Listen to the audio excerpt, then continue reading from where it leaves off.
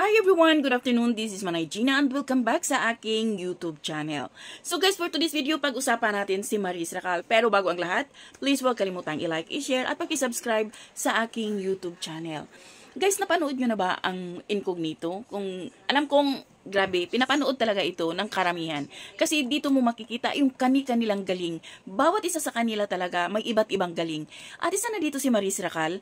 Ibang klase din itong si Maris kasi alam niya na magsalita ng Nihongo, Italian, Spanish, 'di ba? Viral na naman siya ngayon, trending na naman siya ngayon, at grabe, usap-usapan si Maris Racal. Salita siya ng Nihongo. Kaya maraming nagsasabi na kahit sinong mag-down kay Maris, hindi talaga siya mapapadown ng kahit sino lang. Kasi nga, meron siyang talent talaga. Magaling talaga ang artista si Maris Racal.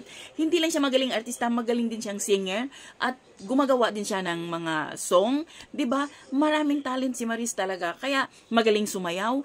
Kaya maraming nagsasabi na kahit anong gawin talagang pagda-down kay Maris, hindi talaga siya maaapektuhan dahil sa talent na meron siya. Ibang-iba, 'di ba? Meron kasi mga artista na magaling lang umakting pero hindi marunong kumanta. Merong mga artista na ang galing kumanta, ang galing sumayaw pero hindi marunong umakting. Mayroong mga artista na ang galing-galing umakting pero pagpasayawin mo hindi naman sila sumasayaw, hindi kumakanta. Si Maris kasi total package talaga siya. Magaling na artista, magaling na singer, magaling na dancer.